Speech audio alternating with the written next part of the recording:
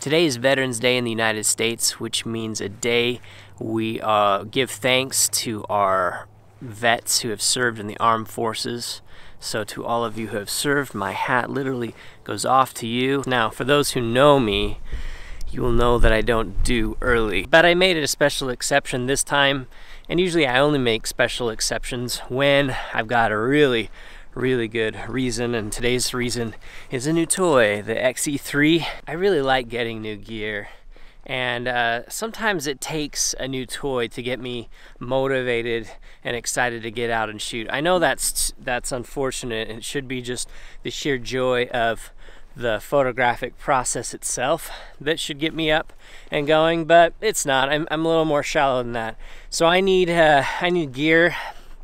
I have a serious gear acquisition issue, but I don't mind it. I know a lot of people talk negatively about it, but for me, it brings a lot of satisfaction to play with new gear. Gets me out, gets me shooting, gets me exercise, and it motivates me to do vlogs and photography in general, which brings a lot of satisfaction also. So to me, it's worth it. There's a lot of worse ways to spend money, I guess. So I guess that's how I justify it. Today's gear is the brand new Fuji X-E3 with the kick butt kit lens, 18 to 55, 2.8 to 4 variable aperture image stabilized lens. Today I'm taking these new toys out to explore my new home in southern Utah. I picked a relatively close destination of Snow Canyon with a very easy hike up to Johnson's Arch to break me in. I'm not sure exactly what kind of photos we're gonna get this morning. I don't think I'm gonna get some sort of hero image like most legit landscape photographers will go out and get. But I did bring my tripod just in case. Mostly I'm just out here to get some shutter time in with this guy and tell you all what I think as far as initial impressions. These clouds above me here, they're really spectacular. So I'm gonna try to find a good location, some foreground interest for a time lapse before they're all gone away and I lose my opportunity.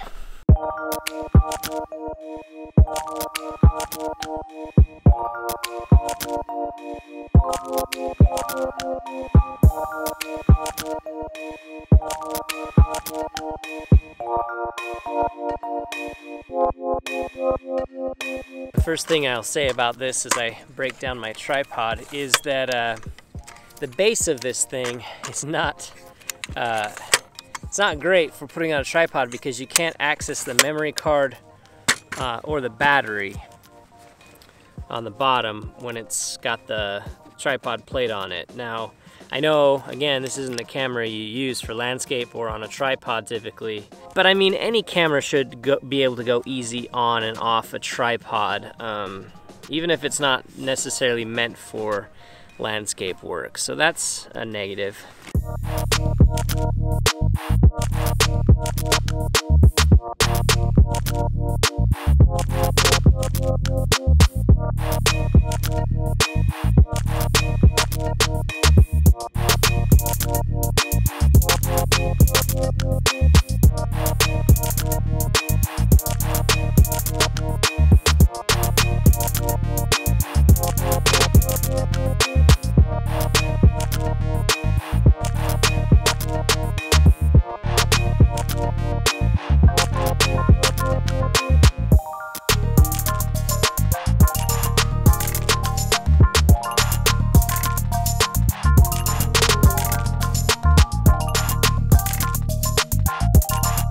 Now, this is only going to matter to us dweebs with glasses, but when I put that EVF up to my eye, it doesn't always register because I don't think I'm not close enough with my glasses. Probably, if you're dweeb like me, you can adjust the sensitivity of that and probably need to up it a little bit.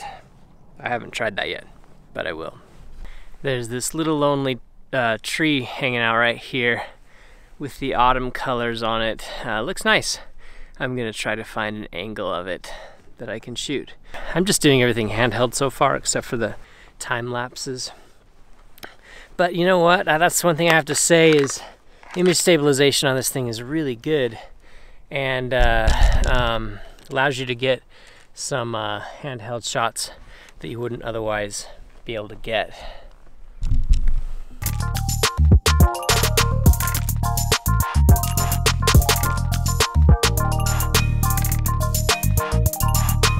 I do have to say, I'm really liking this little lens. I thought I was just gonna sell it, you know, buy the kit, do a review of it, and then just sell it because I'm a prime shooter guy.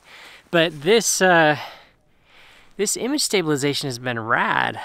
I'm getting a lot more shots handheld with lower ISOs than I typically would, and I like that. Even though it's a variable aperture, I'm really enjoying it, and I like how light it is.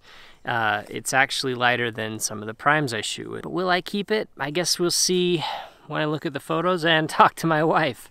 But so far, so good. So I've arrived at the top of this arduous climb, this 1.9 mile stroll to get to this beautiful arch here,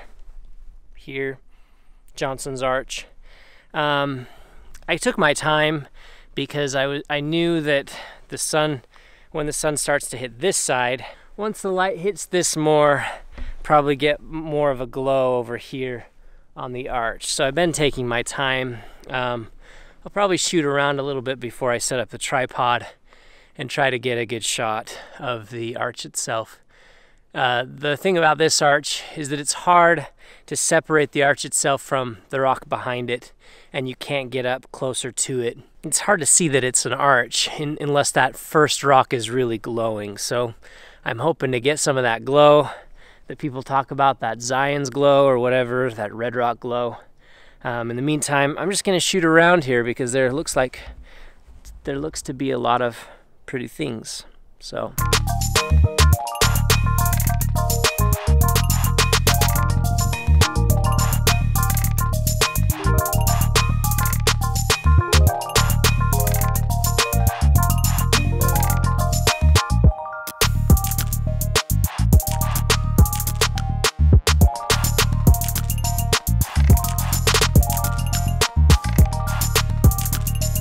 If I can get some clouds going by overhead and that light hitting reflected off of this other canyon cliff, then maybe I'll have a shot. So I'm gonna set up my tripod and I'm just gonna wait it out, see what we get. I'm not typically a very patient photographer, so not sure how long I'll last, but we'll try it out with this awesome X-E3.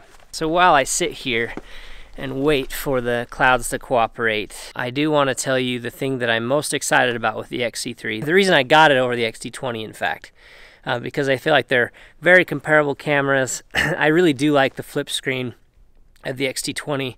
So the reason I chose the X-E3, it's not for its looks, it's not for that rangefinder style. It's that I like the touch area focus. I love that you can put your eye on that EVF and you can move the focus point with your thumb on the screen, on the right side of the screen. It's something I really loved about the Canon M5. I really loved that. I almost got a Canon M5 just because of that one feature. I just loved it so much. I liked it more than a joystick. So that's the reason I got the X-E3. I will say though that it doesn't seem as polished as the Canon M5, unfortunately, and I still find myself using that joystick. I probably need to play with it more and get better at using it.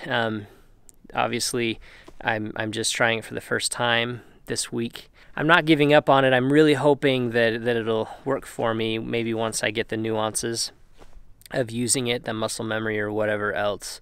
And I'll let you know if I feel like that's going to be faster than the joystick in the long run. I am hopeful. The one negative thing about the X-E3 also that I should mention, just first impressions wise, it looks more solid than it is. It's very plasticky, and I was a little disappointed with the lightness. I mean, light can be good, especially when you're packing things around like we do a lot. but I prefer durability, and I'm a little nervous about it, especially after I've seen how not well the X-E3 has done after a year of use. Starting to fall apart, and I'm worried the X-E3 will have even less durability long term, so that makes me nervous. Aside from that, great camera so far, really liking it. I'll leave you with this last shot, I think, and then I think that's all I'm gonna do. This might be my last shot, if the clouds and the light cooperate. Until next time.